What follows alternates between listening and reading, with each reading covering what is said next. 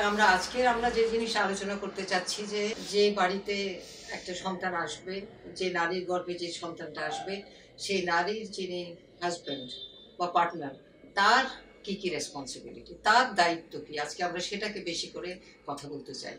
কেন তার বিরাট বড় দায়িত্ব। দিদিকে সঙ্গে করে নিয়ে ক্লিনিকে যাবে, ক্লিনিকে গিয়ে ডাক্তারের সঙ্গে আলোচনা করবে, অ্যান্টিনেটাল চেক আপে তার সুস্থতা সম্বন্ধে সে এনশিওর করবে যে না সব কিছু ঠিক আছে, বাচ্চা ঠিক মতো বড় হচ্ছে গর্ভে, মায়ের কোনো জটিলতা নাই, মায়ের রক্ত ঠিক আছে, রক্ত শূন্যতাতে সে ভুগছে না, তার ব্লাড প্রেশার নর্মাল আছে, তার যে ওজন বৃদ্ধি হয়, কেন যত যত ডেলিভারির সময় আসে তত কিন্তু বাচ্চার বয়স যত বাড়ে গর্ভের ভেতরে, সেই পরিমাণে মায়ের কিন্তু যে ওজন বৃদ্ধি হয়, ওয়েট গেন হয়।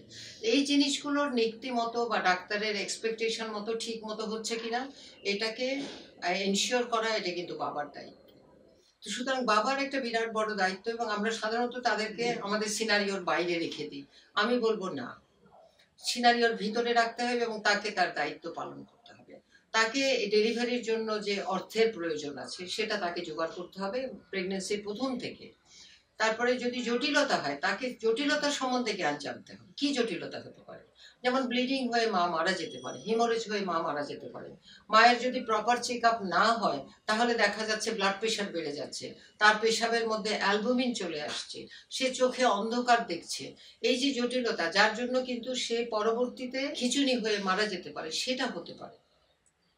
তার আগের কোনো সমস্যা আছে কিনা, হার্টের কোনো সমস্যা আছে কিনা, তার ডায়াবেটিস আছে কিনা, এগুলো সব আমরা চেক আপের মধ্যে জানতে পারবো। এবং এটা ওই বাবার রেসপন্সিবিলিটি, তার স্ত্রীকে সঙ্গে করে নিয়ে হাসপাতালে গিয়ে প্রশিক্ষণপ্রাপ্ত ব্যক্তির কাছ থেকে চেক আপটা করে সে এনশিওর করবে যে না সব কিছু আমার ঠিক মতো হচ্ছে। আর যদি কোনো সমস্যা হয়ে থাকে তাহলে ওই সমস্যার তাৎক্ষণিক সেবা নিতে হবে, ট্রিটমেন্ট নিতে হবে, প্রেসক্রিপশন নিতে হবে, এবং প্রেসক্রিপশন মতো তাকে ওষুধ পরিবেশন করতে হবে। একেবারেই এখানে কোনো গাফিলতির জায়গা নাই। আমি বলবো এখানে সবাইকে সিনসিয়ারলি করতে হবে, এবং সব থেকে বড় রেসপন্সিবিলিটি ওই বাচ্চার বাবার, অন্য কেউ যতই হয়ে থাকে। আমরা দেখছি যে এখনো 50% ডেলিভারি গ্রামে হচ্ছে এবং বাড়িতে হচ্ছে।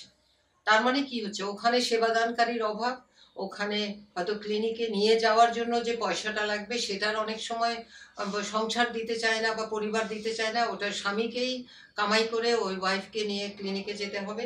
এটা শুনতে অন্যরকম লাগলেও এইটা খুবই বাস্তব আমাদের অভিজ্ঞতা। তারপরে কোনো জটিলতা হলে আবার ক্লিনিকে নিতে চায় না বা হাসপাতালে নিতে চায় না, বাড়িতেই রেখে মায়ের মৃত্যু হয়, শিশুর মৃত্যু হয়।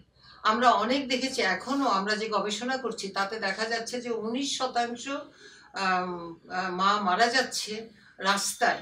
মানে হাসপাতালে এত দেরি করে নেওয়া হচ্ছে যে হাসপাতাল পর্যন্ত পৌঁছাতে পারে না, অথবা হাসপাতালে পৌঁছায় মরে যাচ্ছে, ডাক্তার এসে দেখে বলছে যে রুগী তো মরা রুগী নিয়ে আসছেন, মরা রুগী আনছেন কেন। তো সুতরাং হাসপাতালে নিলেও আমাদেরকে সময় মতো একটুখানি জটিলতা দেখা দিলেই তা আমাকে হাসপাতালে নিতে হবে। এই যে এই দায়িত্বগুলোর থেকে কিন্তু কোনো বাবা পার পাবে না বা কোনো পরিবারের কোনো ব্যক্তি পার পাওয়া উচিত নয়। বিদেশ হলে পারে এরকম যদি অনাকাঙ্ক্ষিত মৃত্যু হয়, এটাকে ইনভেস্টিগেশন হয়, এবং ইনভেস্টিগেশন হয়ে কার গাফিলতির জন্য হয়েছে সে ব্যাপারে কিন্তু ব্যবস্থা নেওয়া হয়। আমাদের দেশে এখনো ওরকম কোনো ব্যবস্থা হয়নি, মানে আমার মনে হয় হওয়া দরকার, খুব বেশি দরকার আছে।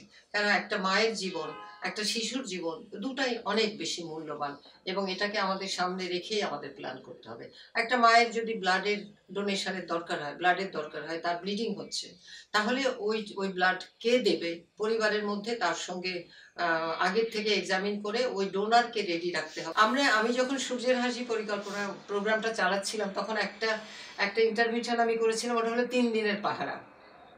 আমরা জানি যে মাতৃমৃত্যু সব থেকে বেশি হয় ডেলিভারির 3 দিনের মধ্যে, আবার শিশু মৃত্যুর সব থেকে বেশি মৃত্যু হয় জন্মের 7 দিনের মধ্যে, এবং প্রথম 4 দিন অনেক বেশিরভাগ মৃত্যু হয়। তার মানে এই 3 থেকে 4 দিন যদি আমরা খুব ভালোভাবে ওদেরকে পর্যবেক্ষণ করতে পারি বা পাহারা দিতে পারি, তাহলে পরে আমরা প্রবলেমগুলোকে আমরা আইডেন্টিফাই করতে পারবো এবং সঙ্গে সঙ্গে আমরা ব্যবস্থা নিতে পারবো।